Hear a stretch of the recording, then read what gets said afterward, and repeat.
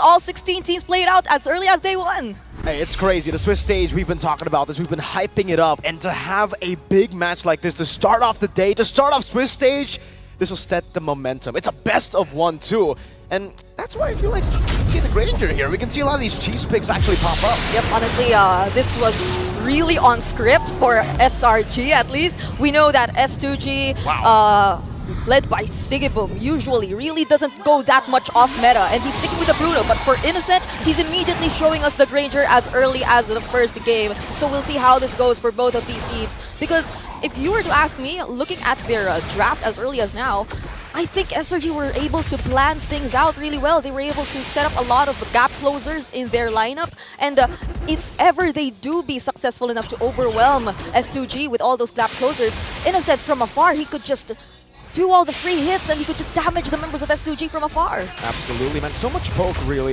with the Decenata, with the Rhapsody, the new changes here. And as a gold lane, we've actually had a lot of discussions on the Granger pick itself. You know, does it do better in the jungle? Does it do better in the gold lane? And I think most of us actually agree that it does do better in the gold lane. You get free farm, you get a lot of gold in the start, and it helps with the stacks. But Innocent, he actually goes for Purify. So this is also, I think, something that we can talk about for the Granger. You are pretty elusive with it. You're actually quite slippery with the new Granger. You actually dash quite well. So the Purify is a really good choice for Innocent to just escape from the CC that S2G can provide towards them. Yep, and I'm eager to know and how he decided to go for his emblem builds. We're seeing the Impure Rage as well, and all you know is that if you don't really rely on mana, you get that additional passive returned on your HP instead. So you get to see an additional layer of sustainability perhaps for Innocent by the time he really wants to, or if S2G even attempts to go for him in the early stages of the game. But Selangor Red Giants, it does seem like they're actually preventing this brute force playstyle come out from S2G. We know for a fact that it's one of their specialties. They really want to force things out early on, but it's SRG! Sky's really dashing forward. That's a good Terrify and a taunt down onto Begin. Cram walks up with the Terrify as well. Oh, Cram still able to get some damage down, but Begin still escapes with the Flicker. Great setup though for SRG. Stormy dives in the mid lane, gets the first blood under the tier 1, and that should be turtle number 1 for free. Seriously, he didn't let him go. They needed to get that pick off. So S2G, right now, they're absolutely unable to contest for this turtle. And we're expecting that this is more of a rotation we're seeing from their side. It's an XP lane, which is more active in the early stages. But Kagu, he keeps to be the next target. And Stormy, though, he gets traded as well. That's when I'm offended over to Yums, too. I don't know about that trade now. Cram's gonna be walking forward. Kazoo dashes forward, gets the kill in. Cram going with the Blaze round, gets frozen up, and gets CC down. SRG overextending after the turtle fight. And I think that's one thing you really need to consider if you are SRG, because early on, I wouldn't doubt that they were already taking hold of the lead. They couldn't even, or S2G couldn't even pay much attention to Innocent or the other lanes. Cram, he could just freely rotate out of the XP lane and actively participate in the first few skirmishes we've seen.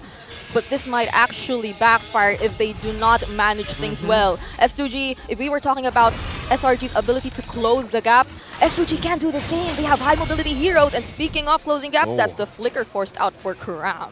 Yep, already a big resource burned out there. 50 seconds for the turtle, so they have that resource already burned out. It's great to deny those crazy engages. Lunar walks up, gets the I'm offended. It's a bit more poke over to Cram, who will just sustain back up on the Khalid. Here though for S2G, really seems like early on, maybe they didn't have those ultimates to fight with, but turtle number 2 onwards, they should have these big ults that you were talking about. Yep. Frigid Glacier for Begin. There's also a risk that Stormy takes it though. He's in the bush, gets the I'm offended over to Lunar. Now also Raging Sandstorm, great flicker for Lunar. Skies walks in, and Frigid Glacier will be able to stun him up. Skies brought back into the turret, poked down as well by Begin. And both teams will decide to disengage. 18 seconds for the turtle to spawn in the game. There's a team fight that happened once again right before this turtle that we were talking about. And S2G Esports, it seemed like they really were able to adjust on the fly. They're taking things a little bit more slow because they know that either way, the most important aspects of their lineup, it's not really being noticed here by SRG as of now. Really, Sigibum, he's just able to take his farm, and it might be this time that we see him also take part in the action. Good retreat from Kazoo, good disengage from S2G. They know that SRG have a lot of CC, so they just go for the objective and bounce. Yep. Right now, though, this might be the point where S2G gradually focus on the things they want to build up on, which is really Sigibum, because at this point, if they really want to be more active in terms of the team fights and they really want to be more confident, then it might just be time that they really need to include their damage dealers. Because even though SRG, they've been really aggressive in the first few portions of the game, we saw how S2G is able to deny them of that. They're able to like interrupt these aggressive plays coming in from Selangor Giants whenever Lunar is part, whenever Begin uses a beautiful timing of the Frigid Glacier. So they really just need to complement it with enough damage and they get higher chances of turning things around. There's just so much stakes here, you know, at play in the land of Dawn currently. SRG playing in their hometown, trying to complete that golden road for S2G, trying to prove the world wrong that them winning MTC was a fluke. I think a lot of people still have that in their minds, you know, thinking that Ulfednar is the better team from Turkey. So far, they're going toe-to-toe against probably one of the world's best here, and it's all with, like you said, Sigiboom, getting the boom in him. Once he gets those item power spikes, it's going to be massive. This Bruno, there's a reason it was so heavily prioed in the in the wildcard, and all the way, I would say, even in ranked games, right? So easy to execute, and you can see the S2G at this point, they're really just stopping SRG's way to try to take turrets and snowball. I agree, because this is the usual kind of Bruno gameplay you really witness, right? But wait, before that, speaking of the Bruno, Sigiboom. Yeah, this is all good for Sigiboom. He wants to go for those fights there. Has the Haas Claws, I believe. That's why he's able to sustain back up. And Turtle is going to be spawning up top. SRG tried to get Prio in the bottom lane, and now they're rotating. Yep, but Pagu, you know, this roamer for S2G, the moment he came in, he really brought a lot of changes to S2G in the way they play their games, in the way they really adjust and explore some new strategies. We know them to only stick for the 4 Protect 1 strategy before, but now we're seeing how they can really just adjust on the fly, but Begin! Massive, already procced in. Begin will be able to flicker out, but again, big resource spent already. Cram will have the flicker too. That's another from Innocent, just trying to read out some of the positions from S2G. Cram heals back up. Okay. Now Lunar, though, he goes in once more!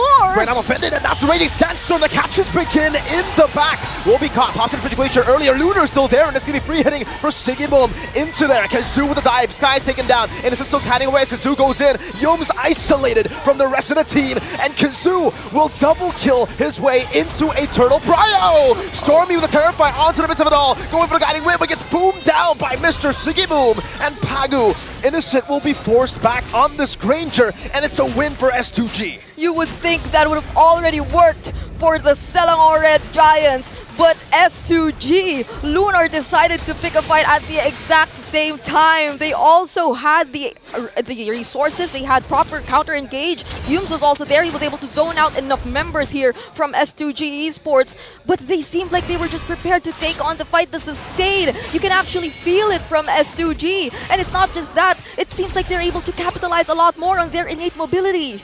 It's so crazy. We were talking about the range for Innocent too, but what he makes up for in range, I think he lacks damage. Innocent hasn't really been able to put on the damage onto S2G. Maybe this Granger pick was just not that good against healing. I feel like the Mathilda has really been able to help them out in these sticky situations, and we do have a pause, and we get to dissect the game even more. So let's talk about what's been happening here.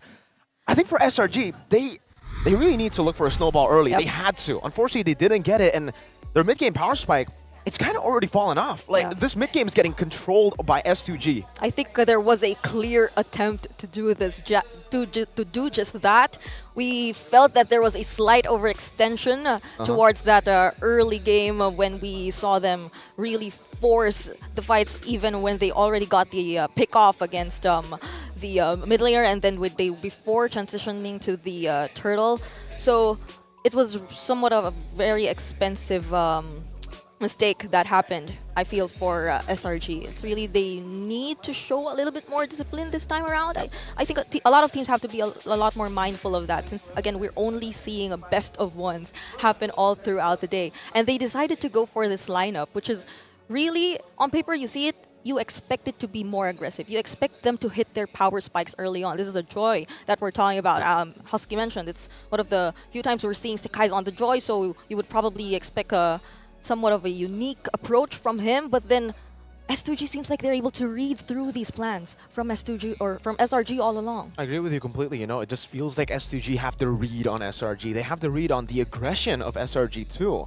And maybe this is because, you know, they're scrim partners with Ulfednar. I don't know, but Ulfednar has had many encounters with SRG. MSC, they were knocked out by SRG. ISF, they were knocked out by Malaysia. So it almost seems like, you know, that could be something that they've told S2G, and right now they're capitalizing on all the aggressive movements. Yep. Well, maybe not the first one. Stormy got that first blood. Cheeky little Stormy play, as usual, as we expect from Stormy. But after that, the circling Eagle forward, the raging Sandstorms very aggressively onto Sigiboom even. I think the targeting has been kind of off too for SRG, you know? Yep. Usually we see them very, very clean. I mean, for their engages and their discipline, this is still MSC SRG, I feel. You know, when it comes down to it, they're not a full discipline team. They are a team that is willing to take risks, but their targeting and team fighting is always just crisp clean. I agree. And I don't know if it's because of the pressure of playing in front of the home crowd or what, but the targeting hasn't been that clean. Yep, we are seeing more of a one-track mind from S2G, I feel, in terms of like the targeting, who they want to prioritize first, heading into the team fights, or even just reacting to the team fights being set up here by SRG. But when for SRG, although maybe it's now that we could probably think about, is this much range still benefiting them? Because it seems like their team fights are slowly becoming all over the map. Like they have access to a lot of areas in the map. They can like jump in from afar, use the avatar of the Guardian, or perhaps even just use the Death Sonata from afar and even scout the enemies. But then could we see a more coordinated approach from SRG later on, knowing that they're already this behind in terms of like reaching their power spikes? And again, we've also mentioned, this isn't the typical Bruno early playstyle that you would really expect for the most part. Whenever we see the Bruno, you would expect the brute force playstyle come into play. Like they're just really going to force and focus on a particular lane, taking out the energy shields, taking out the turrets, and then eventually transitioning from there. But now they're taking it really slow. They're just so patient. And it doesn't change the fact that Bruno is still a late game hero anyway. So by the time they just consistently be able to do these punishes, they can eventually get the upper hand if SRG doesn't do something. That's why it's a fun topic to talk about here. You know, the Bruno being a mid to late game pick. Early game, you're also kind of a bully, right? That's what makes him such a prio pick right now. But when we're talking about gold lane and late game, Granger's technically late game too now, right? I mean, he stacks up, he gets way more ways to poke with Rhapsody and the Death Sonata as he stacks up later on, but it does seem like we're just going to get back into the game again. S2G are in the lead. SRG, do they have the late game power to actually play through these team fights? Yep, they have a lot of AoE, if it's just that. But then you really have to see some extra work come in here from Sekais as well as Innocent.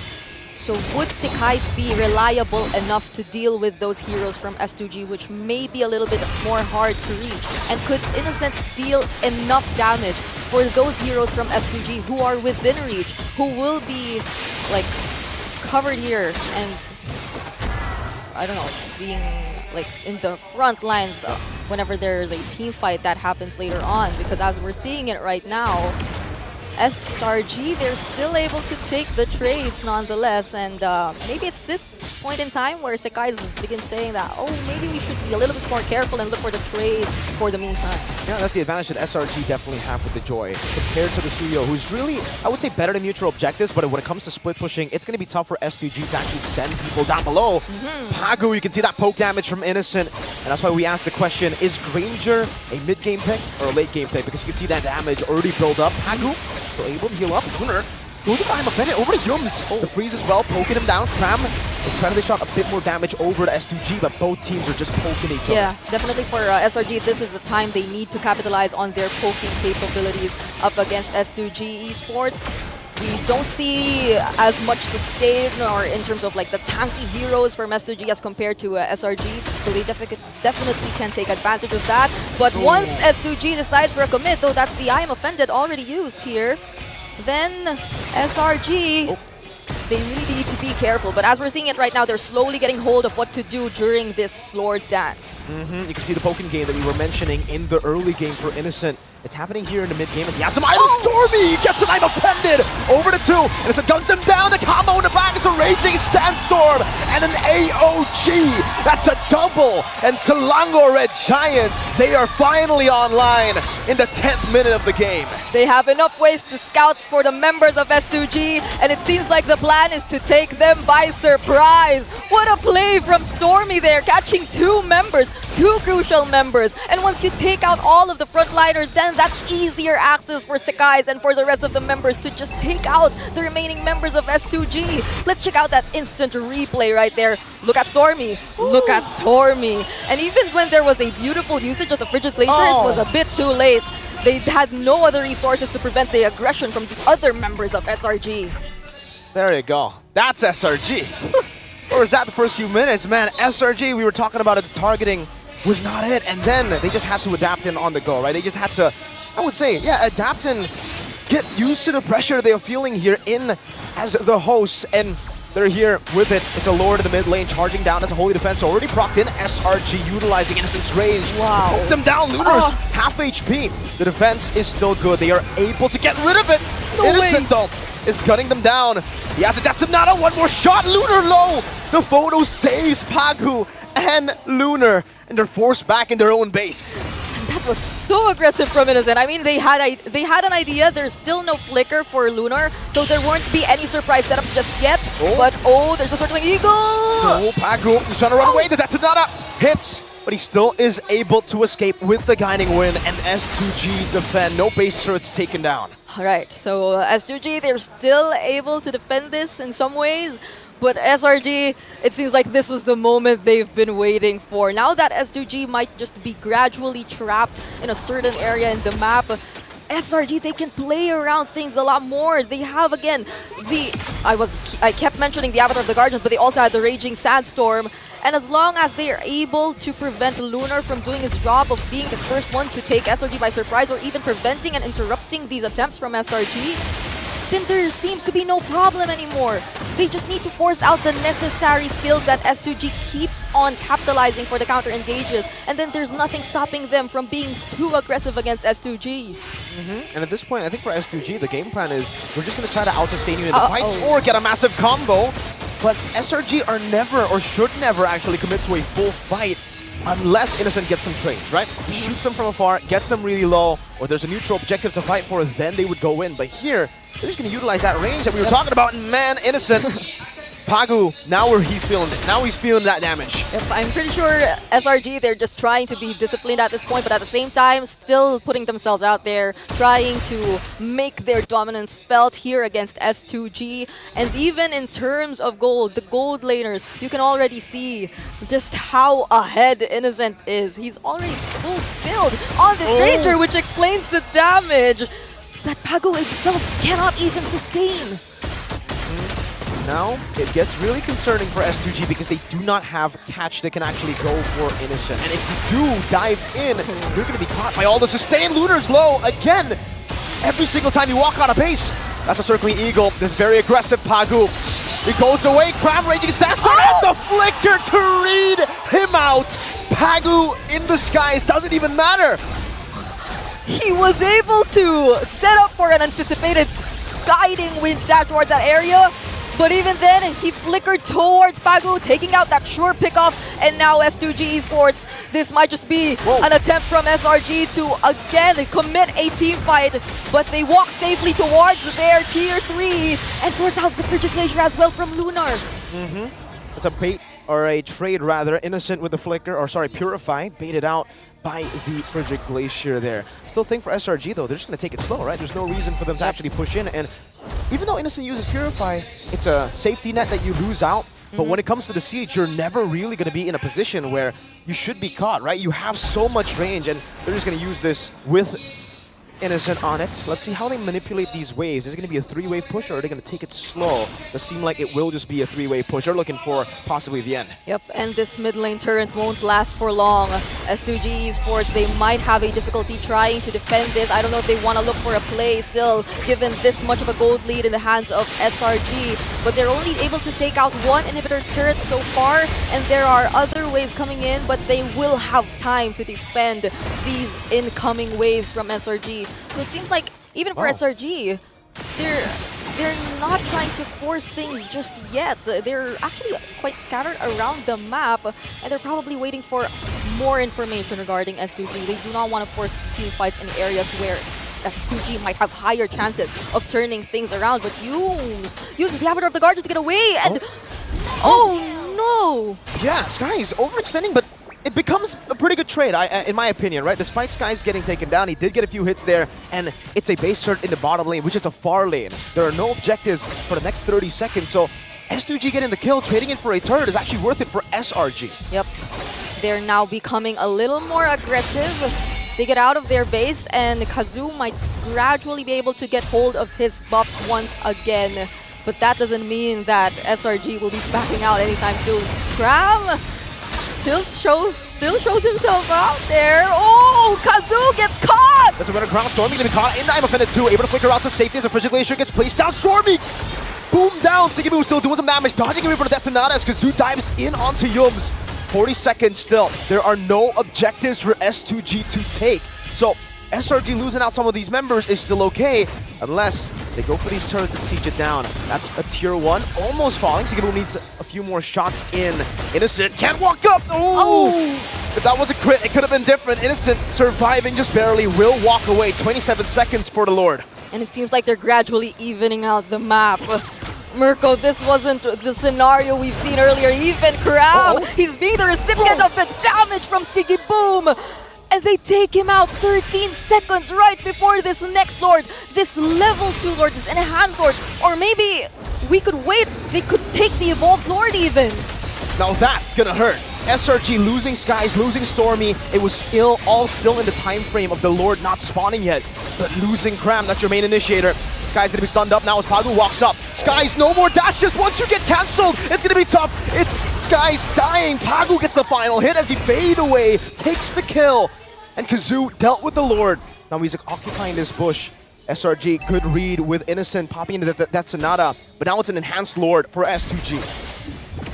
Why did it feel like, even though SRG had the range, they really found it difficult to commit the team fights when S2G were being extra careful under their base. And now that they're outside, they're being more aggressive than ever. One another! I'm offended! And a Frigid Glacier too. Good disengage from Yomes. Innocent still in the midst of it all. Popping a Death Sonata. Trying to poke them away, but up top, how low is it? That's a base turret. Taken down. S2G still have the Lord, by the way. That siege was only just the minions. They are slowly pushing the wave in the bottom lane, and the reason they can actually slowly build this way. Oh, Lunar goes in for the big play. Doesn't connect. Raging Sandstorm! A flank. Lunar caught in the midst of it all. Kazoo zoning the back line away as Pagu is able to get the circuit ego to actually peel for Sigibum, who's so free hitting. Kazoo gets the unstoppable. The Frigid Glacier comes in. Sigibum going for the crits. Innocent still using that range, dashing away from the arrow. S2G wants to continue the siege. That was a beautiful attempt from Crown, but S2G, they were prepared. Kazoo blocking the other members of SRG from joining the team fight, and now they're still together with their Lord. They will be able to take out all the remaining inhibitor turrets, and could this be it for SRG? Oh, the snipe down from Kazoo! Innocent forced back into the base! A massive...